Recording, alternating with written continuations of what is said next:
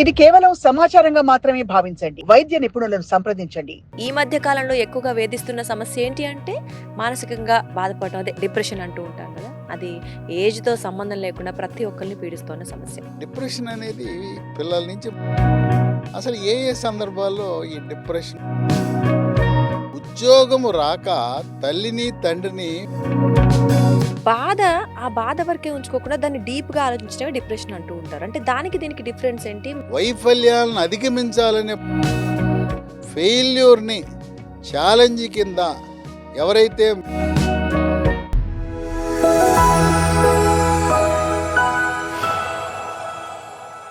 నమస్తే, welcome to Sakshi life. This is Durga. So, మనం ఈ మధ్య కాలంలో ఎక్కువగా ఫేస్ చేస్తున్న అనారోగ్య సమస్యల్లో చూసుకున్నట్లయితే ముఖ్యంగా అంటే శారీరక సంబంధించినవి చాలా చూస్తున్నాం. కానీ ప్రతి ఒక్కరిలో అంటే 100కి 90 మందిలో కనిపించే సమస్య ఏంటి అంటే డిప్రెషన్. అంటే మానసికంగా వాళ్ళు చాలా బాధకు గురవుతున్నారు. లేకపోతే రకరకాల కారణాలు ఉండొచ్చు. అది వర్క్ టెన్షన్ అనుకుందామా, లేకపోతే ఫ్యామిలీ ప్రాబ్లమ్సా, ఏవైనా మానసికంగా మాత్రం చాలా ఇబ్బంది పడుతున్న వాళ్ళని చూస్తున్నాం. బట్ దాన్ని కొంచెం నెగ్లెక్ట్ చేయడం వల్ల కూడా చాలామంది ఇంకా దాన్ని కాంప్లికేట్ చేసుకోవడం చూస్తుంటాం. ఈ నేపథ్యంలో అసలు డిప్రెషన్ అంటే మరి నిజంగా ఎంత మేర ప్రభావం చూపిస్తుంది మనిషి జీవితంలో? లేకపోతే దాన్ని తగ్గించుకోవాలంటే మనం ఎటువంటి ప్రయత్నాలు చేయడం వల్ల దాన్ని కొంతవరకు కంట్రోల్ చేయొచ్చు? లేకపోతే ఏమైనా మార్గాలు ఉన్నాయా? కంప్లీట్‌గా ఈరోజు డిస్కస్ చేద్దాం. మనతో పాటు ఉన్నారు సిఎల్ వెంకటరావు గారు, మాజీ సభ్యులు, మెడికల్ కౌన్సిల్ ఆఫ్ ఇండియా. వారితో మాట్లాడదాం. నమస్తే అండి. నమస్తే. సార్, శారీరకమైన సమస్యల గురించి మనం ఎప్పుడు మాట్లాడుతూనే ఉంటాం, వింటూనే ఉంటాం, దాని చికిత్సలు కూడా చెప్తూ ఉంటాం.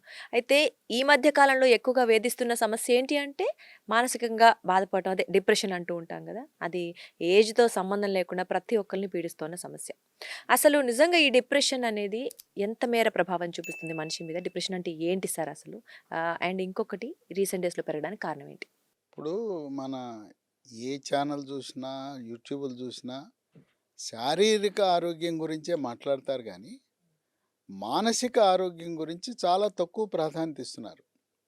ఇవాళ మానసిక సమస్యలతో అనేక మంది, ఒక్క మాటలో చెప్పాలంటే కాస్తో కూస్తో డిప్రెషన్కి గురైన వాళ్ళు, ఉండరేమో. మానసిక కుంగుబాటు లేని వాళ్ళు అంటూ లేరు. సుమారుగా 80 నుంచి 90%. అయితే గ్రేడ్లు మారుతాయి. తొందరగా కుంగుబాటు నుంచి బయటకు వస్తారు కొంతమంది, కొంతమంది రాలేరు. అంటే ఈ డిప్రెషన్ అనేది పిల్లల నుంచి మొదలుపెట్టి మనము వృద్ధుల వరకు అన్ని వయసుల్లో పురుషుల్ని స్త్రీల్ని కూడా బాధ పెట్టేది ఉంటుంది. అసలు ఏ ఏ సందర్భాల్లో ఈ డిప్రెషను కుంగుబాటు అనేది వస్తుందంటే విద్యార్థుల్లో. విద్యార్థులు ఒక పక్క ఇంట్లో తల్లిదండ్రుల యొక్క ఒత్తిడి. నువ్వు ఐఐటిలో సీట్ రావాలి, గవర్నమెంట్ మెడికల్ కాలేజీలో ఎంబీబీఎస్ సీట్ రావాలి, లేదు సివిల్ సర్వీస్లో యూపీఎస్సీలో ఐఏఎస్ రావాలి, ఐపీఎస్ రావాలి. తర్వాత రాష్ట్ర పబ్లిక్ సర్వీస్ కమిషన్ రాస్తే గ్రూప్ 1 ఆర్డీఓ అయిపోవాలి, డిఎస్పీ అయిపోవాలి.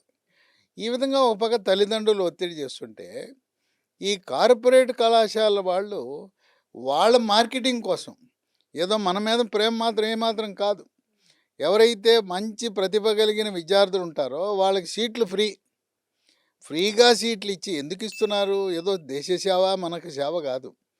వాళ్ళను ర్యాంకులు సాధించడము ద్వారా ర్యాంకులను 1, 2, 3, 4 అని చెప్పి వాళ్ళ యొక్క వ్యాపార సామ్రాజ్యాన్ని విస్తరించుకోవడం కోసం తాపత్రయం కార్పొరేట్ కళాశాలలు వీళ్ళ కోసము ఎవరికైతే టాప్ ర్యాంక్స్ వస్తాయో వాళ్ళ కోసం ప్రత్యేకంగా సిఓ క్యాంపస్లను పెట్టారు. ఆ క్యాంపస్లో ఒక సెక్షన్ సెపరేట్గా ఉంటుంది. ఆ విధంగా పిల్లల మీద ఇంట్లో తల్లిదండ్రులు ఒత్తిడి, మరోపక్క కార్పొరేట్ కళాశాలలు, ఇక స్కూళ్ళు ఉన్నాయి. ఈ రోజున ఆట స్థలాలు ఉన్న స్కూళ్ళు కేవలం గవర్నమెంట్లో మాత్రమే ఉన్నాయి, లేదా ఎయిడెడ్ స్కూళ్ళల్లో ఉన్నాయి, కొన్ని క్రిస్టియన్ స్కూళ్ళల్లో ఉన్నాయి తప్పనిచ్చి, లేదు ఈ విద్యాభారతి అని వాళ్ళు నిర్వహించే స్కూళ్ళలో ఉంటాయి తప్పనిచ్చి కార్పొరేట్ కళాశాలలో ఆటలు పాటలని ఉండబోవు. మార్కులు, ర్యాంకులు, ఆ రకంగా పిల్లలు ఒత్తిడికి గురవుతున్నారు. ఇక తర్వాత అందరికీ తెలిసింది లవ్ ఫెయిల్యూరు. వీడు వన్ సైడ్ లవ్. ఆ వన్ సైడ్ లవ్లో అమ్మాయి అసలు ముఖం కూడా చూడదు. వీడు ఎన్నో ఆశలు పెట్టుకుంటాడు. ఫోటో తీసుకుని ఇంట్లో పెట్టుకుని పూజిస్తుంటాడు. అమ్మాయి స్పందించదు.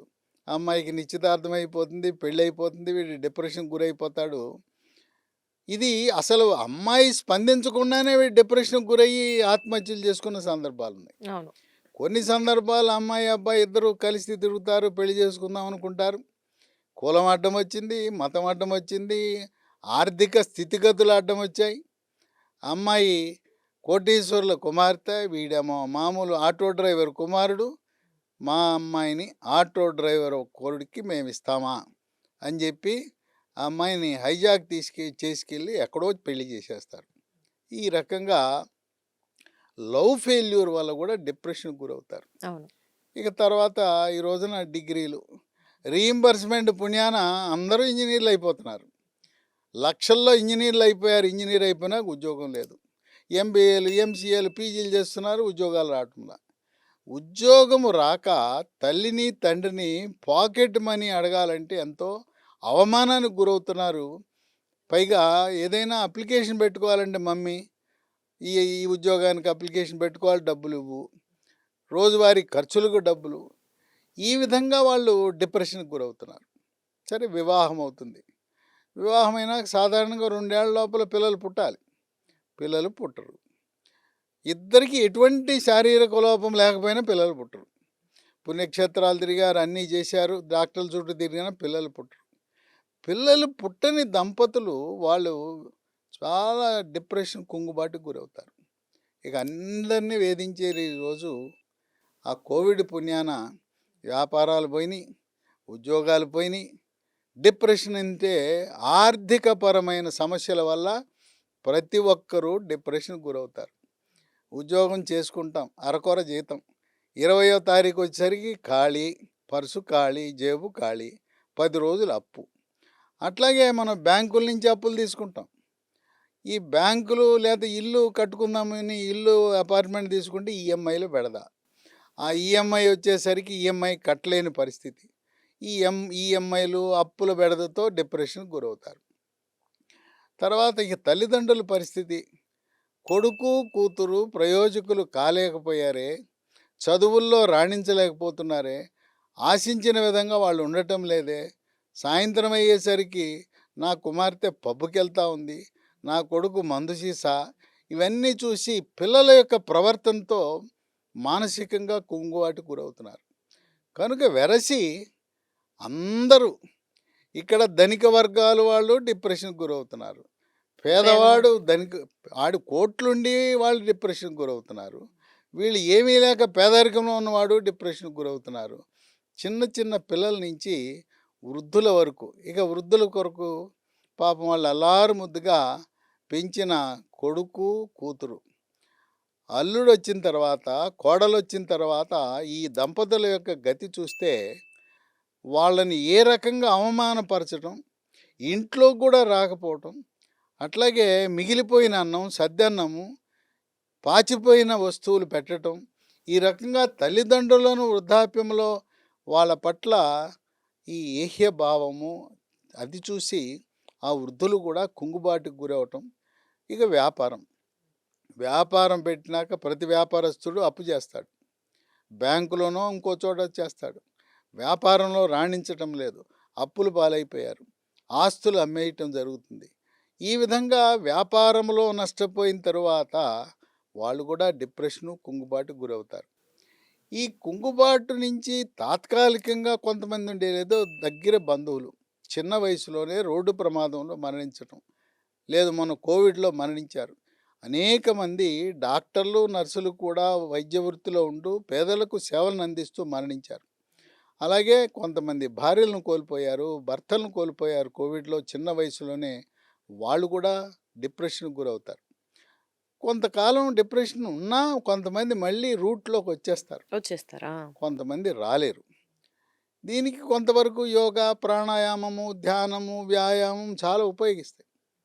కానీ ఇవేవీ చేయకుండా ఎప్పుడు దాని గురించి ఆలోచిస్తూ కూర్చుంటూ రోజు జరిగిన దాని గురించి. కోవిడ్లో పోయాడు, ఏం చేస్తాం, పోయాడు అనుకుని, లేకపోతే మా అబ్బాయి ఎట్లా, మా అమ్మాయి ఎట్లా అని అనుకుంటూ ఉంటే ఇంకా డిప్రెషన్ పెరిగిపోతుంది. కనుక ఎవ్వరూ కూడా ఈ రోజున, ఇది మన భారతదేశమే కాదు, ప్రపంచం మొత్తం. ప్రపంచం మొత్తం అలాగే ఉంది. యూరప్ అట్టాగే ఉంది. లేదు అమెరికా ఓహో! ఓహో! మేము ప్రపంచంలో మేమే లీడర్స్ అని చెప్పుకుని విర్రవీగే అమెరికా వాళ్ళు కూడా అట్లాగే ఉన్నారు. ఇటువంటి సమస్యకు ఈ రోజున సొంతంగా వైద్యాలు చేసుకుంటున్నారు. మందుల షాప్‌కెళ్ళటం, ఏదో కొనేయటం. ఏంటి అందరూ ఏం కొంటున్నారు? ఆల్ప్రోజోలామ్ అనే టాబ్లెట్ కొనేయటం. లేదా మందుల షాప్ అయిన "ఏమయ్య డిప్రెషన్‌కి అమ్మ టాబ్లెట్ ఇవ్వంటే" ఆళ్ళు 0.25, 0.5, 1 అని ఏవో ఇచ్చేస్తున్నారు. హ్మ్. ఈ రకంగా విచక్షణారహితంగా మందుల షాప్‌కెళ్ళి మందులు వాడటం. లేతే పక్కవాడు నేను మానసిక వైద్యుడి దగ్గరికెళ్ళాను. ఆయన ఈ మందు ఇచ్చాడు అని చెప్పి, ఆడి మందు మనం వాడటం ఏంటి? పక్కోడికి రాసిన ప్రిస్క్రిప్షను వాడటం చాలా దారుణం. అసలు ఇదే కాదు.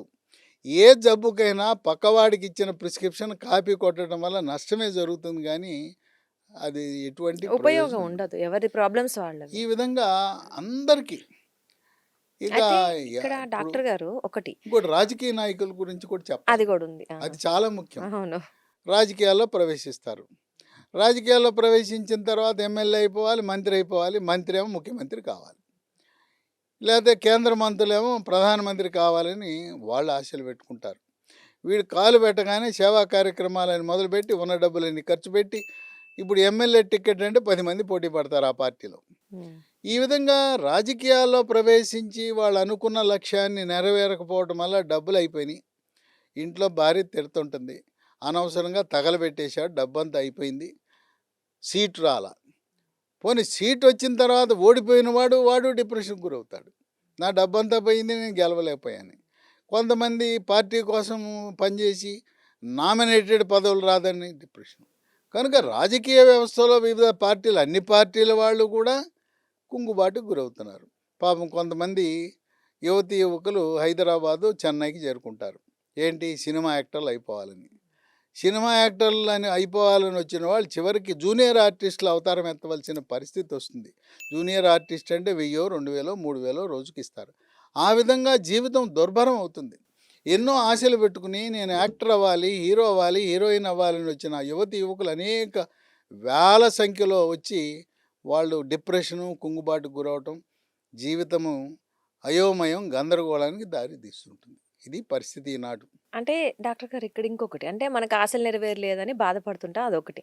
అయితే ఆ బాధ వరకే ఉంచుకోకుండా దాన్ని డీప్‌గా ఆలోచించడమే డిప్రెషన్ అంటూ ఉంటారు. అంటే దానికి దీనికి డిఫరెన్స్ ఏంటి? మరి అది మార్చుకోకుండా అంటే బాధని డిప్రెషన్‌గా మారకుండా ఏమన్నా చేసుకోవచ్చా అంటారా? అంటే మన యొక్క వైఫల్యాలను ఒక ఛాలెంజ్‌గా తీసుకుని వైఫల్యాలను అధిగమించాలనే పట్టుదల పెంచుకోవాలి గానీ, పదే పదే వైఫల్యాలను గుర్తు చేసుకోకూడదు. నేను జీవితంలో నన్ను ఒక అమ్మాయి ప్రేమించలేదు. ఆ అమ్మాయి కంటే అందమైన అమ్మాయిని నేను భార్యగా తెచ్చుకుంటాననే సంకల్పంతో ఈయన ముందడుగేయాలి గానీ, ఆలోచన ఆ విధానం. అమ్మాయి నన్ను పెళ్లి చేసుకోలేదంటే దానికంటే రంభ లాంటిదని నేను చేసుకుంటాను అలాగే. అట్లాగే ఒక రాజకీయ పార్టీ నిన్ను ఆదరించలా. ఇంకో రాజకీయ పార్టీలోకెళ్ళు. ఇప్పుడు పార్టీలు మారటం అంటే చొక్కాలు మార్చినట్టే కదా! వాళ్ళేం తప్పు కాదు. ఇంకో రాజకీయ పార్టీకెళ్ళు. మరి అక్కడ నీ ప్రయత్నం సాగించు. ఆ విధంగా ఒక వ్యాపారంలో నష్టపోతే ఇంకొక వ్యాపారంలో దిగు. నీకు అనుభవం ఉంది కదా! తర్వాత భార్యాభర్తలను కోల్పోయారు. అట్లాగే చిన్న వయసులో భార్య మరణించినప్పుడు లేకపోతే భర్త మరణించినప్పుడు 25, 30 ఏళ్ళకే మళ్ళీ ఇంకో వివాహం చేసుకుని దాన్ని అధిగమించి డిప్రెషన్ నుంచి బయటికి రావాలి కానీ, పిల్లలు ఉన్నా కూడా పెళ్లి చేసుకోవాలి. ఎందుకంటే ఒంటరితనం నిన్ను డిప్రెషన్‌లోకి లాగుతూ ఉంటుంది. ఆ సుడిగుండంలో అలా రౌండ్లు తిరుగుతుంటారు. కనుక మనం వైఫల్యాలను అధిగమించి ఫెయిల్యూర్‌ని ఛాలెంజ్ కింద ఎవరైతే మార్చుకుంటారో వాళ్ళు ఈ డిప్రెషన్ నుంచి బయటకొస్తారు. ఖచ్చితంగా. తర్వాత యోగా, ప్రాణాయామము, ధ్యానము, వ్యాయామం చాలా ఉపయోగపడతాయి. ఇంకోటి ఈ డిప్రెషన్‌కి కారణం ఒంటరితనం. ఒంటరితనం కాకుండా నీ స్నేహితులు, గ్రామాల్లో అయితే రచ్చబండ మీద కూర్చోండి. రోజు పిచ్చాపాటి మాట్లాడండి, రాజకీయాలు మాట్లాడండి, తోచింది మాట్లాడండి, పేపర్లు, టీవీల్లో ఏమైనా యూట్యూబ్‌ల గురించి చర్చించండి. టైం పాస్ అయిపోతుంది. అట్లాగే టౌన్‌లో, సిటీలో మహిళలు కానీ ఎవరైనా 10 మంది కూర్చుని మాట్లాడుకుంటే టైం పాస్ అయిపోతుంది. ఆనందం అనేది మీరు కొనుక్కోకుండా వచ్చేది. కనుక ఒంటరితనం అని ఎందుకు పనికిరాదు. పక్కింటి వాళ్ళతో మాట్లాడరు కొంతమంది, ఎదురింటి వాళ్ళతో మాట్లాడరు. ఆ విధంగా ఇప్పుడు ఈ గ్రామాల్లో ఇంతకుముందు మన ఇంట్లో ఏదైనా వంట చేసుకుంటే, ఏదైనా చేసుకుంటే పక్కింటి వాళ్ళకి ఇచ్చేవారు. ఇచ్చేవాళ్ళం. అట్లాగే పచ్చళ్ళు చేసుకుంటే ఊరగాయ పచ్చళ్ళు కొత్తయి ఆ చుట్టుపక్కల వాళ్ళకి ఇచ్చేవారు.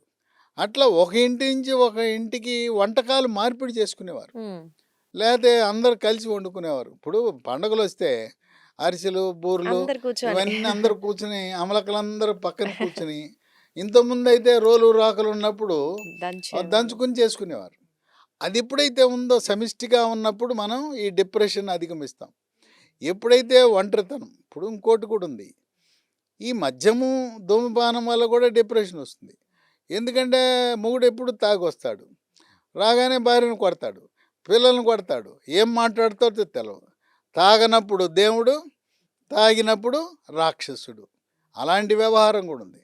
ఇవాళ ప్రభుత్వాలే మందు అమ్ముకుని చక్కగా డబ్బులు సంపాదించుకుంటూ ఆ డబ్బులతో ప్రభుత్వాలు నడుపుతూ పేద ప్రజల యొక్క ఆరోగ్యాలు గాల్లో కలిసిపోతున్నాయి. కనుక ఆ మద్యము ప్రభావం కూడా పురుషుల మీద ఉంటుంది. ఆ విధంగా స్త్రీలు కూడా బాధపడుతూ ఉంటారు. సో, అయితే ఇంకొకటి అండి డాక్టర్ గారు. ఇక్కడ మానసికంగా చూసుకుంటే ఈ డిప్రెషన్ అనే కాదు. ఇంకొక ప్రాబ్లమ్ కూడా ఈ మధ్య అంటే కరోనా తర్వాత ఈ ఓసీడీ ప్రాబ్లమ్ ఏదైతే ఉందో అది పెరిగిందనే చెప్పాలి. అంటే ప్రతిదానికి అంటే మళ్ళీ మళ్ళీ చేసిందే చేయటం, తుడిచిందే తుడవడం అంటే ఓసీడీ అంటే ఓవర్ క్లీన్ చేస్తూ ఉంటారు కదా! సో, ఈ ప్రాబ్లమ్ కూడా ఎక్కువైపోయి అది మరీ మానసికంగా మరొక ప్రాబ్లమ్ తెచ్చేలా ఉంది. సో, దానికేమైనా ఎటువంటి మార్గాలుంటాయా? ఓసిడి అంటే obsessive compulsive compulsive disorder. Disorder. ఇది ఇంతకుముందు ఉండేది కానీ కోవిడ్ వచ్చిన తర్వాత ఎక్కువైపోయింది. ఎక్కువైపోయింది. ఏంటి దేన్ని పట్టుకున్నా నాకు కోవిడ్ వస్తుంది. అంటుకుంటే కోవిడ్, మాట్లాడితే కోవిడ్, శ్వాస పీలిస్తే కోవిడ్, తలుపు తెరిస్తే కోవిడ్. అబ్బో తలుపు తెరవగానే కోవిడ్ లోపలికి వచ్చేస్తుంది అనేసి భయము. ఆ! ఏమైందంటే చివరికి ఏ పరిస్థితికి వచ్చిందంటే ఇంతకుముందు వార్తాపత్రికలు చదివేవాళ్ళం. ఆ వార్తాపత్రికలు ఇంట్లో ఇస్తే ఈ వార్తాపత్రికల ద్వారా నా ఇంటికి కోవిడ్ వస్తుందని చదవటం మానేశారు. తర్వాత పక్కవాడు ఏదైనా వస్తువు ఇస్తే ఆ వస్తువు కూడా తీసుకునే పరిస్థితి లేదు. దాంట్లో కోవిడ్ ఉంటుంది. ఈ విధంగా భయానికి ఏ వస్తువు ద్వారా, మనిషి ద్వారా అట్లాగే ఎవరైనా మీ ఇంటికి వస్తానంటే రావద్దని చెప్పేవారు. రావద్దు. మా ఇంటికి రావద్దు. ఎందుకు భయం? వాడొస్తే వాడు వచ్చేటప్పుడు కోవిడ్ తెస్తాడని. మామూలుగా ఒక అపార్ట్మెంట్లో ఎక్కడైనా ఉన్నప్పుడు పిల్లలు కలిసి ఆడుకుంటారు. ఈ పిల్లవాడిని బయటికి పోనిచ్చేవారు కాదు. జైల్లో బందీలాగా. అవతలాడు పిల్లాడు వస్తానంటే వాడిని రానిచ్చేవాడు కాదు. తలుపేసి కూర్చునేవారు. తలుపులు వేసుకుని మనం బయటికి వెళ్లకుండా అవతలవాడు రాకుండా ఒక జైలు జీవితాన్ని గడిపి ఈ ఆబ్సెసివ్ కంపల్సరీ డిజార్డర్ ఓసిడి అనేది కోవిడ్లో బాగా పెరిగిపోయింది. సెల్ ఫోను ఒకరిదొకరు వాడితే దాని మీద వైరస్ ఉంటుంది, నాకు అంటుతుంది, స్పూన్ల ద్వారా వస్తుందని ఇట్లా భయం పెరిగిపోయి ఇక ఆ చేతులు కడగటం. ఎందుకంటే మనకు చెప్పారు కదా సూత్రాలు, సోషల్ డిస్టెన్స్ దూరంగా ఉండండి, చేతులు శుభ్రంగా పెట్టండి అని. శానిటైజ్. కొంతమంది ఈ హ్యాండ్ వాష్ ఆ కెమికల్స్ ఉండే హ్యాండ్ వాష్తో కడిగి వాళ్ళకి బొబ్బలెక్కిపోయి రియాక్షన్లు కూడా వచ్చిన పరిస్థితి. ఇంక ఇప్పుడు కూడా అలవాటు మానలా. కోవిడ్ పోయినా ఆ శానిటైజర్లు ఇంకా వాడుతూ ఇంకా వాడుతా. శానిటైజర్లో ఉండే రసాయనాల ప్రభావం వల్ల రియాక్షన్లు వచ్చి చర్మం కూడా పాడైపోయిన పరిస్థితులు ఉన్నాయి. ఓ రకంగా కోవిడ్ వల్ల ఆ భయం వల్ల లేని ఓసిడి ప్రవేశించింది. ఇప్పుడు ఇవాళ ఓసిడితో చాలామంది సతమతమవుతున్నారు. ఈ ఓసిడి అంటే ఏంటంటే చేసిన పనే మళ్ళీ చేస్తాడు. తాళం వేస్తాడు. తాళం వేసి ఒక కిలోమీటర్ వెళ్ళిన తర్వాత బైక్ మీద వెళ్ళినాక వాడికి తాళం వేసానా వేయలేదని అనుమానం వచ్చి తాళం జేబులో ఉంటుంది. అయినా మళ్ళీ వెనక్కి వస్తాడు. మళ్ళీ వచ్చి తిప్పుతాడు, చెక్ చేసి. పైకి కిందకి వేస్తాడు. అది లాక్ అయి ఉంటుంది. అమ్మయ్య లాక్ ఉంది, దొంగలు పడలేదని మళ్ళీ వెళ్తాడు. అట్లాగే ఈ ఓసిడి ఉన్న వాళ్ళకి ట్యాబ్లెట్లు ఉంటాయి. వాడు వేసుకునలేదేమో అని చెప్పి డబల్ డోసులు వేసుకుంటుంటారు. పొద్దున్నే బీపీ ట్యాబ్లెట్ అయిపోయింది, వేసుకున్న తర్వాత వాడికి అనుమానం వచ్చి మళ్ళీ ఇంకోటి వేస్తాడు. 2 బీపీ ట్యాబ్లెట్లు వేసుకుంటే ఏమవుద్ది? బీపీ డౌన్ అయిపోద్ది కదా. ఆ విధంగా ఇక చేతులు కడిగిందే కడిగి సబ్బంతా అరిగిపోతూ ఉంటుంది. అట్లాగే ఈ ఇల్లు గంటకోసారి కడిగేస్తుంటారు. ఇక పూజ దగ్గర కూర్చున్నారంటే సాధారణంగా పావుగంట, అరగంట, కొంతమంది గంటల తరబడి 5-6 గంటలు పూజ చేస్తుంటారు. ఆ విధంగా తల వెంట్రుకల గురించి, ఇక తలస్నానం పొద్దున ఒకసారి, సాయంత్రం ఒకసారి ఈ రకంగా చేస్తూ ఉంటారు. ఇది చేసిన పన్నే పదే పదే చేయటం, ఒక భయం వాళ్ళ పట్ల ఉండటం. అంటే ఇది ఓసిడి ఉన్నవాళ్ళు దేనిని నమ్మరు. తన నీడను కూడా తను నమ్మరు. ఆ విధంగా పరిస్థితి ఉంటుంది. ఏమో ఇంకా వాడికి ఆలోచన వస్తుంది. గంట ముందు వెళ్తాడు రైల్వే ప్లాట్ఫారం మీద. ఎందుకంటే రైలు వెళ్ళిపోతుందని వాడికి భయం. భయం. అట్టగా ఫ్లైట్ వెళ్ళిపోతుందని భయం. తర్వాత మనం ఊబరో, ఓలా బుక్ చేసుకోవాలంటే అది రాదు టైంకి అని చెప్పి గంట ముందు బుక్ చేస్తాడు. ఈ విధంగా అన్ని భయాలే. ఇక తర్వాత ఇంకా కొంతమందికి కారులో వెళ్తుండగా ఈ కారు ఎక్కడో స్తంభానికి గుద్దేసినట్టుగా భయపడుతూ ఉంటారు.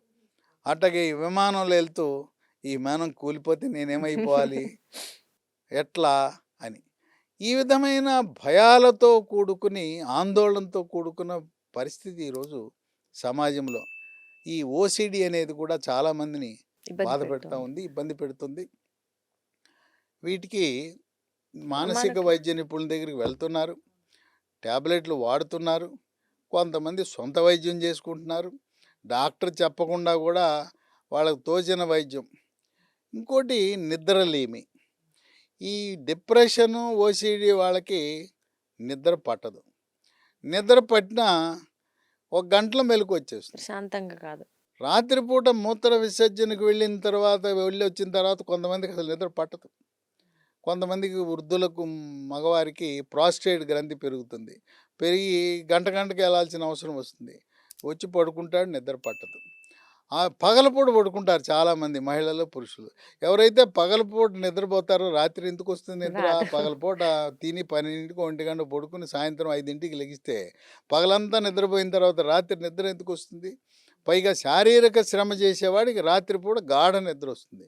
వీడు ఏసీ రూముల ముందు కూర్చొని వాట్సాప్లోను టీవీలు చూసుకుంటూ ఉంటే నిద్ర రమ్మంటే ఎట్లా వస్తుంది? ఆ విధంగా నిద్రలేమికి మందుల షాప్కి వెళ్ళి విచక్షణారహితంగా కొనేసుకుంటున్నారు. నిద్ర ట్యాబ్లెట్లు ఇమ్మని అవును. ఆల్ప్రోజలాము, తోచిన మందులని కొనుక్కొని సొంత వైద్యం చేసుకుంటున్నారు. ఈ నిద్రలేమికి కొంతవరకు మానసిక సమస్యకి తేడా ఉంది. ఎందుకంటే డిప్రెషన్కి గురైన వాళ్ళు, ఓసిడి వాళ్ళకి నిద్ర కూడా పట్టదు.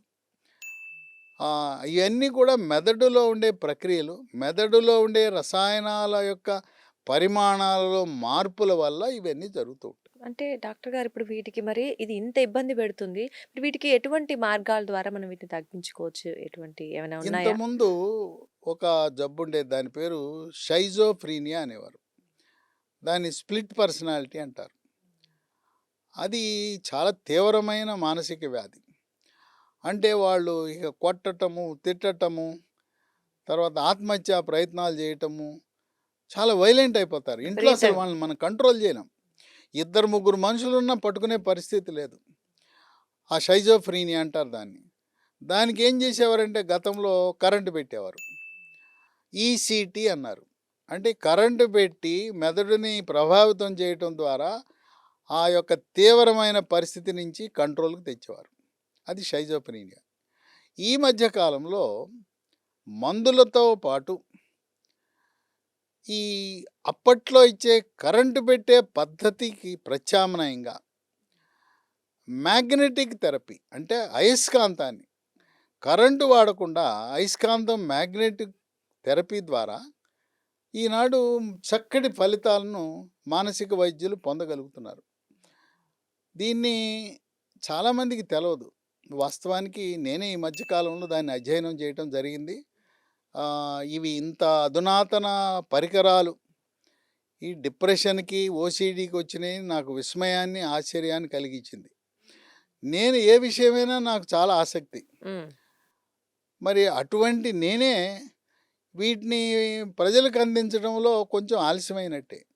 ఎందుకంటే డిప్రెషను, ఓసిడి ఇంతమందికి ఉంటున్నప్పుడు, నిద్రలేమి, మానసిక సమస్యలు ఉన్నప్పుడు ఇవి కొత్తగా వచ్చినాయి. గత 2-3 సంవత్సరాలుగా బాగా. ఇప్పుడు మనం సైకాట్రీ క్లినిక్ అంటాం. అంటే మానసిక వైద్యుని యొక్క హాస్పిటల్, క్లినిక్. వీటిని న్యూరో మాడ్యులేషన్ క్లినిక్స్ అంటారు. ఈ ప్రత్యేకమైన పరికరాలుండే హాస్పిటల్స్ని, క్లినిక్లను న్యూరో మాడ్యులేషన్ క్లినిక్స్ అంటారు.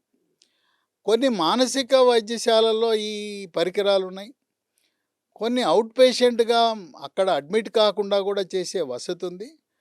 ఈ న్యూరో మాడ్యులేషన్ క్లినిక్స్ అనేవి చాలా కొత్త కాన్సెప్ట్, కొత్తగా వచ్చిన విధానం. దీంట్లో అయస్కాంత విధానాన్ని, మ్యాగ్నెట్ థెరపీ వాడతారు. దీంట్లో 2 రకాలు ఉన్నాయి. ఆర్టీఎంఎస్ అంటారు, హ్మ్. Repetitive transcranial magnetic stimulation. ఇది ఆర్టీఎంఎస్. ఇవి భారతదేశంలో చాలా హాస్పిటల్లో ఉన్నాయి. తెలుగు రాష్ట్రాల్లో చాలా హాస్పిటల్లో ఉన్నాయి. గవర్నమెంట్లో కూడా ఉన్నాయి. ఈ ఆర్టీఎంఎస్ అనేది డిప్రెషన్కి, ఓసిడీకి కూడా వాడుతున్నారు. ఈ ఉదాహరణ హైదరాబాద్లో మనకి ఎర్రగడ్డలో ఉండే మానసిక హాస్పిటల్లో ఆర్టీఎంఎస్ ఉంది. హుహు. అలాగే అక్కడ ఉండే సనత్ నగర్లో ఉండే ఈఎస్ఐ మెడికల్ కాలేజ్ హాస్పిటల్లో కూడా ఆర్టీఎంఎస్ ఉంది. విజయవాడ సిద్ధార్థ జనరల్ హాస్పిటల్లో కూడా, గవర్నమెంట్ హాస్పిటల్లో కూడా, అక్కడ కూడా ఆర్టీఎంఎస్ కొన్నారు. అయితే ఆర్టీఎంఎస్ చాలా ప్రైవేటు క్లినిక్ల్లో, ప్రైవేట్ హాస్పిటల్లో కూడా ఉన్నాయి. ఈ ఆర్టీఎంఎస్, రిపిటేటివ్ ట్రాన్స్క్రేనియల్ మ్యాగ్నెటిక్ స్టిమ్యులేషన్లో ఆశించిన ఫలితాలు రావటం లేదు. దాని తరువాత మరొక విధానం అందుబాటులోకి వచ్చింది. ఇది డిటిఎంఎస్ అంటారు, డీప్ ట్రాన్స్క్రేనియల్ మ్యాగ్నెటిక్ స్టిమ్యులేషన్. ఈ డిటిఎంఎస్ అనేది అద్భుతమైన ఫలితాలను మనకు అందిస్తూ ఉంది. అసలు ఊహించని ఫలితాలు. కనుక ఎవరైనా కూడా ఫ్రీగా చేసిన ఆర్టీఎంఎస్ వద్దు, నేనైతే సలహా ఇవ్వను. పోతే పోయినాయి, డబ్బులు పోయినా డిటిఎంఎస్తో చేయించుకోవాలి.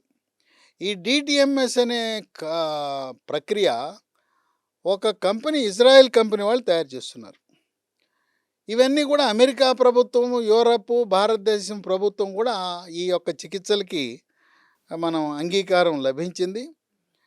ఈ డిటిఎంఎస్ అనేది మనకు 2 తెలుగు రాష్ట్రాల్లో ఈ Asha neuro modulation clinics, ANC షార్ట్కట్లో, హైదరాబాద్లో ఆశా న్యూరో మాడ్యులేషన్కి ఏఎన్సి అత్యాధునిక వసతులతో మనకి గచ్చిబౌలిలో ఉంది. బొటానికల్ గార్డెన్ రోడ్లో అక్కడ ఉంది. అక్కడ ఏకంగా అక్కడ 5 మిషన్లు పెట్టారు. అట్లాగే బంజారా హిల్స్ నుండే ఆశా హాస్పిటల్ అని ఉంది. అది మానసిక వైద్యశాల. అక్కడ పేషెంట్లను అడ్మిట్ కూడా చేసుకుంటారు, అక్కడ కూడా ఉంది. ఈ డిటిఎంఎస్ అనేది విజయవాడలో కానూరులో ఉండే నాగార్జున హాస్పిటల్ ప్రాంగణంలో కూడా ఉంది. దీన్ని ఉపయోగించే విధానం, అవుట్ పేషెంట్గా వెళ్తాం. 20 నిమిషాలు మనం బైక్ మీద హెల్మెట్ ఉంటుంది కదా, ఆ బైక్ మీద హెల్మెట్ లాంటిది తగిలిస్తారు. 20 నిమిషాల పాటు అయస్కాంత కిరణాలు మెదడుకి ప్రవేశపెడతారు. అయితే డిప్రెషన్కి ఒక రకం హెల్మెట్ ఉంటుంది, ఈ మిషన్ నుంచే ఉంటుంది. ఓ పక్కేమో డిప్రెషన్ హెల్మెట్ వేలాడుతుంటుంది, అదే మిషన్కి మరో పక్క ఓసిడి హెల్మెట్ వేలాడుతుంది. మనం ఎట్ట బైక్ మీద హెల్మెట్ పెట్టుకుంటాం, ఆ హెల్మెట్ కుర్చీలో కూర్చోవటమే, మత్తేమి ఇవ్వాల్సిన అవసరం లేదు, భయపడవలసిన అవసరం ఏం లేదు. ఇప్పుడు మన ఎంఆర్ఐ పరీక్ష చేసేటప్పుడు శబ్దాలు వస్తాయి, దీనికి ఏం శబ్దాలు ఏం రావు. అక్కడ మనకి లైట్లు కూడా తీసే పరిస్థితి ఉండదు, మత్తెవరు ఏం ఉండదు. అది హెల్మెట్ పెట్టుకున్నట్టు ఉంటుంది. 20 నిమిషాలు. ఇది ఒక 20 సెషన్స్కి వెళ్ళాలి. ఒక్కసారి పెట్టుకుంటే సరిపోదు. ఒక 20 సార్లు పెట్టుకుంటే దీనికున్న గుణం ఏంటంటే కేవలం ఇదొక్కటే సరిపోదు. మందులతో పాటు మళ్ళీ సైకాలజిస్టులు ఉంటారు కదా, సైకోథెరపీ. ఏంటి, వాళ్ళు మన యొక్క పరిస్థితులను అధ్యయనం చేసి మనకు సజెషన్లు ఇచ్చి, సలహాలు ఇచ్చే సైకోథెరపిస్టులు ఉంటారు. సైకాట్రిస్ట్ అంటే మందులు ఇచ్చేవాడు సైకాట్రిస్టు, కౌన్సిలింగ్ నిర్వహించి మందులు లేకుండా మాటలతోనే మనని దారికి తెచ్చేవాడు సైకాలజిస్ట్. ఇప్పుడు మనకి మిషన్లు వచ్చినాయి. ఈ 3 కలిపితే ఇప్పటిదాకా మీకు రాని ఫలితాలు. డిప్రెషన్, ఓసిడి, ఇవి 3 అస్త్రాలు. మనకి మిలిటరీకి వెళ్తే 3 ఉన్నాయా, ఆర్మీ, నేవీ, ఎయిర్ ఫోర్సు. ఏదో ఒకటి లేకుండా మనకు పని జరుగుద్దా, యుద్ధం చేయగలమా? అట్లాగే త్రివిధ దళాల వలె మందులు ఎవరిస్తారు? సైకాట్రిస్ట్. సైకాట్రిస్ట్, అట్లాగే కౌన్సిలింగ్ ఎవరిస్తారు? సైకాలజిస్ట్. సైకాలజిస్ట్. అట్లాగే మనకి వైమానిక దళం ఎలా అయితే బాంబులు వేస్తారో మొన్న పాకిస్తాన్ మీద ఆపరేషన్ సింధూర్. ఆపరేషన్ సింధూర్లో ఎలా అయితే విధ్వంసం సృష్టించారో ఆ విధంగా అటువంటి యంత్ర పరికరాలు, ఇవి కొంచెం ఖరీదైన పరికరాలే, కొంచెం చికిత్స కొంచెం ఖర్చయినా ఇప్పుడు శాశ్వత పరిష్కారం ఈ యొక్క మిషన్ల ద్వారా వస్తుంది. ఇప్పుడు న్యూరో మాడ్యులేషన్ క్లినిక్లు అనేవి వచ్చినాయి. వీటి పేరుంటుంది బోర్డు మీద, సైకాట్రీ క్లినిక్ అని ఉండదు, న్యూరో మాడ్యులేషన్ క్లినిక్ అని ఉంటుంది. అయితే ఒక అడుగు ముందుకు వేసి ఆశా న్యూరో మాడ్యులేషన్ క్లినిక్, దీనికి ఒక డాక్టర్ ఉన్నాడు అమెరికాలో, ఆయన డాక్టర్ శ్యామ్ ప్రసాద్ అని. ఆయన దీని మీద ప్రత్యేక శ్రద్ధ చూపించి, అమెరికాలో నా యొక్క తోటి సోదరులు ఇటువంటి చికిత్స చేస్తే భారతదేశంలో మన తెలుగు రాష్ట్రాల్లో జన్మభూమిలో ఎందుకు పెట్టకూడదని ఈ ఆర్టీఎంఎస్ కావలసిన పరికరాలను కొని సుమారుగా ఆయన భారతదేశంలో తెలుగు రాష్ట్రాల్లో ఒక 10 పరికరాలు, దేశవ్యాప్తంగా మరొక 20 పరికరాలు, దేశమంతా కూడా నా భారతదేశంలో ఎవ్వరూ డిప్రెషను అలాగే ఓసిడితో బాధపడకూడదనే సంకల్పంతో ఆయన అక్కడ ప్రముఖ వైద్యుడు డాక్టర్ కోనం శ్యామ్, ఆయన ప్రకాశం జిల్లా నుంచి అక్కడ స్థిరపడి జన్మభూమిని మరవకుండా ఈ రంగంలో విశేషమైన సేవ చేస్తూ, ఇది కొద్దిగా ఖర్చు అనిపించినా అందరూ వాడచ్చు, అన్ని వయసుల వాళ్ళు వాడచ్చు. ఇది మనం కుర్చీలో కూర్చుని హెల్మెట్ ధరించే చాలా సులభమైన చికిత్స. ఇది వాళ్ళకు ఒక కాల్ సెంటర్ ఉంది, ఆశా న్యూరో మాడ్యులేషన్ క్లినిక్ వాళ్ళకి. 9777 31111 977 77 3111. ఈ నంబర్కి ఏఎన్సి కాల్ సెంటర్ అంటారు. షార్ట్కట్లో ఆశా న్యూరో మాడ్యులేషన్ క్లినిక్ని ఏఎన్సి అంటారు. ఏఎన్సి అని గచ్చిబౌలిలో మీరు గూగుల్ బార్లో కొట్టారంటే వచ్చేస్తుంది, ఏఎన్సి గచ్చిబౌలి అంటే వచ్చేస్తుంది. ఇది అపాయింట్మెంట్ తీసుకుని ఇప్పటి వరకు ఇంకోటి నేను చెప్పడం మర్చాను, ఇరిటబుల్ బౌల్ సిండ్రోమ్ అని ఉంటుంది. ఈ ఇరిటబుల్ బౌల్ సిండ్రోమ్ వాడు ఎంతసేపు వాడి జీవితం అంతా టాయిలెట్లో గడుపుతాడు. పొద్దున్నే వెళ్తాడు, గంట సేపు కూర్చుంటాడు, ఇంకా పూర్తిగా మల విసర్జన జరగలేదని మళ్ళీ వెళ్తాడు. ఇంట్లో ఒకే టాయిలెట్ ఉందంటే అంతే సంగతులు. ఇక టాయిలెట్లోనే జీవితం గడుపుతూ ఇంకా పోలేదని మానసిక సమస్య వల్ల వచ్చే జీర్ణకోశ సమస్యని, మలము పూర్తిగా బయటికి పోవట్లేదని బాధపడటం, కొంతమంది లోపలికి బయట తీయటం, ఇలాంటి సమస్యలతో బాధపడే వాళ్ళకు కూడా అది ఓసిడి కోవకు చెందిందే, డిప్రెషన్ కోవకు చెందిందే. కనుక ఇరిటబుల్ బౌల్ సిండ్రోమ్ అనగానే ప్రముఖ గ్యాస్ట్రోఎంట్రాలజిస్టులు మొత్తం అందరూ అయిపోయి ఉంటారు, అన్ని హాస్పిటల్స్ అయిపోయి ఉంటాయి. వెళ్ళిన తర్వాత కూడా తగ్గని వారికి ఇరిటబుల్ బౌల్ సిండ్రోమ్ ఉన్నవాళ్ళు కూడా ఈ చికిత్సా విధానం వల్ల డీప్ ట్రాన్స్క్రేనియల్ మ్యాగ్నెటిక్ స్టిమ్యులేషన్ వల్ల చక్కటి ఫలితాలను, ఆశాజనకమైన ఫలితాలను పొందుతారు. కనుక ఆధునిక వైద్య విధానాలను ప్రజలకు ఎప్పటికప్పుడు అందించవలసిన బాధ్యతగా నేను మీకు ఈ సమాచారాన్ని అందిస్తున్నాను.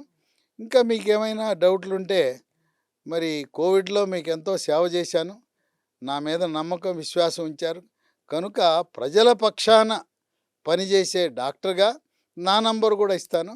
మీరు నా నంబర్కి ఫోన్ చేసినా కూడా దీని గురించి మరికొంత సమాచారం ఇవ్వగలుగుతాను. నా ఫోన్ నంబరు 9866308414. ఇంకో నంబరు 9848055806. ఒకవేళ ఫోన్ బిజీగా ఉంటే వాట్సాప్లో మెసేజ్ పెట్టండి, నేను మెసేజ్ రూపాన మీకు ఆన్సర్ చేస్తాను.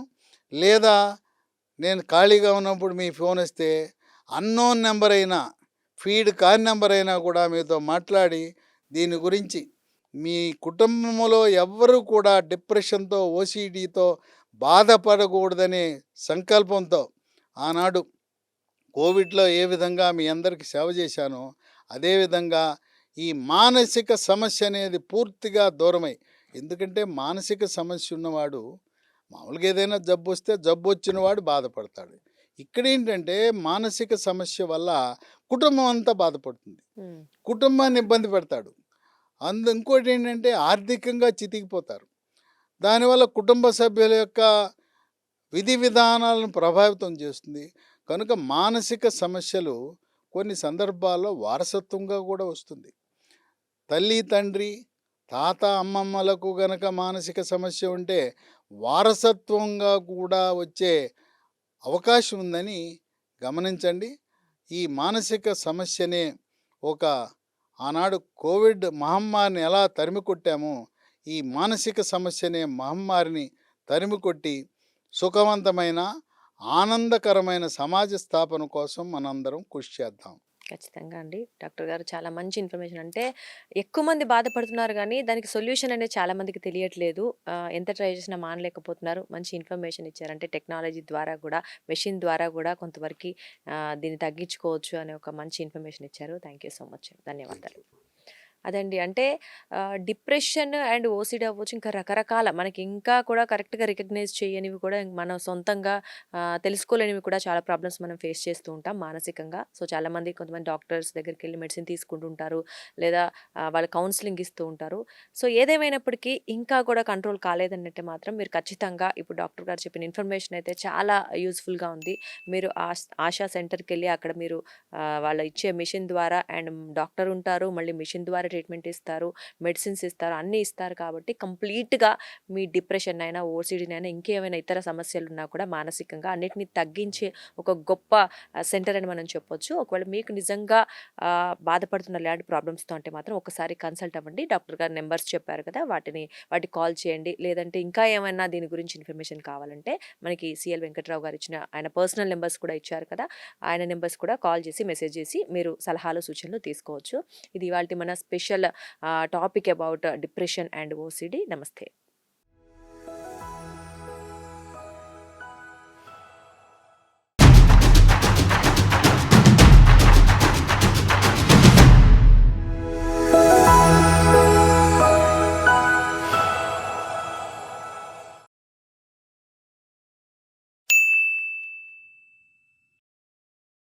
సాక్షి టీవీ ప్రసారాలను నిలిపివేయడం చట్టరీత్యా నేరం. సాక్షి టీవీ ప్రసారాల కోసం మీ స్థానిక కేబుల్ ఆపరేటర్ను వెంటనే సంప్రదించండి. DTHలో, ఇంటర్నెట్లో కూడా సాక్షి టీవీ ప్రసారాలను వీక్షించవచ్చు.